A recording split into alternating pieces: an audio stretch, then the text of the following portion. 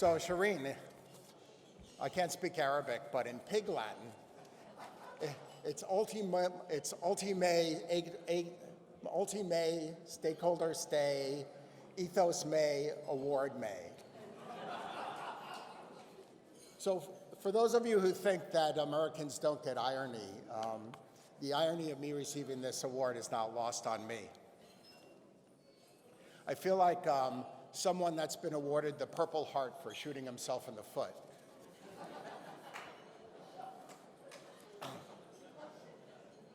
It's a joke on many levels.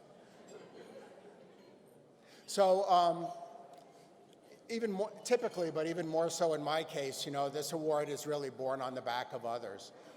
First, from the amazing staff work that is necessary for every success that ICANN has in its policy development.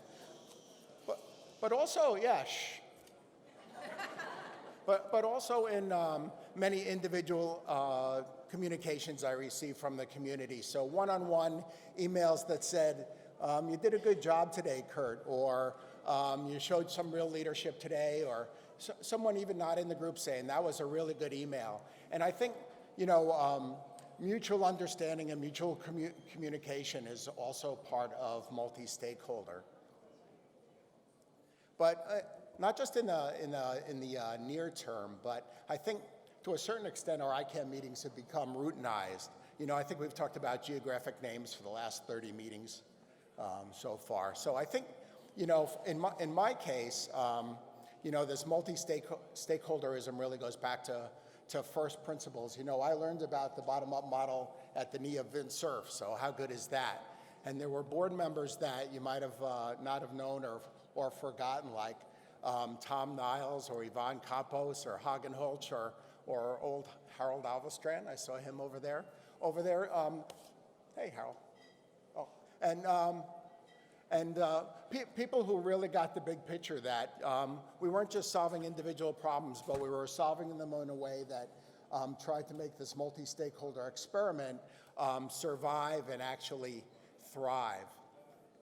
And then there were members of the community also that really helped me out. So there were registrars that were transitioning the business out of their garages into the global enterprises they are now that were very free in their information. And I won't give you their names, but I can show you the scars I have from those communications. I got to work with the founders of our various organizations. So Paul Toomey was the first chair of the GAC, and Chris Despain initiated the GNSO, and Bruce Tonkin, if he didn't start the GNSO, he made it effective. And those guys didn't advocate on behalf of their organizations. They advocated the multi-stakeholder model to their organizations to tell them what role they would play, how they were limited, but how they could also participate so this could all work out.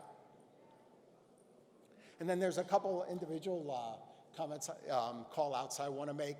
I work closely with several community members. One is Marilyn Cade, who constantly lectured and cajoled and mentored and admonished and yelled at me about how to act in the multi-stakeholder model in a way that so that everything came out of my mouth was really in furtherance of that. I'm almost done in the back. So if the multi-stakeholder award was born with ICANN, I think Marilyn would have won it 4 times by now. And I want to thank my beautiful, disarmingly amiable, but scaringly intelligent wife, Donna, who's been a constant mentor for me.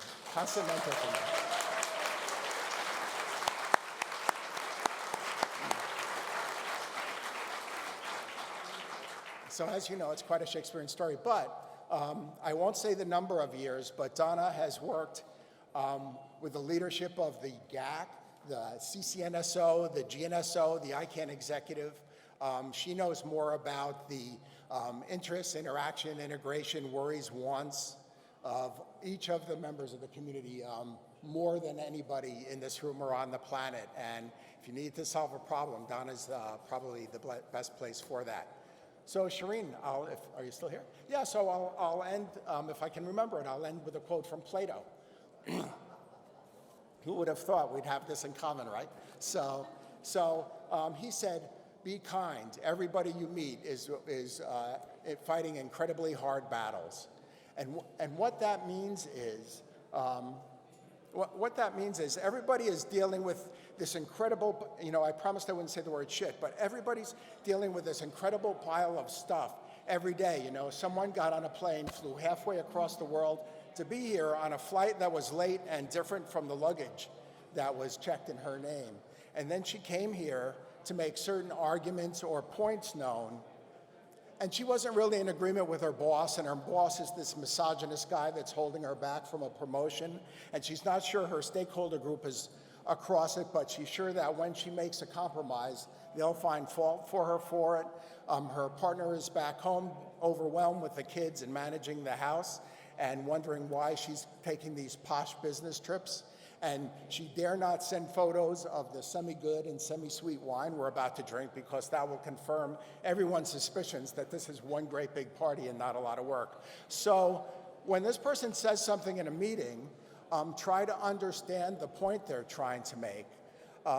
Try to understand with kindness. Try to reach a position where you can give that person a victory and still achieve your own necessities and why you're being here.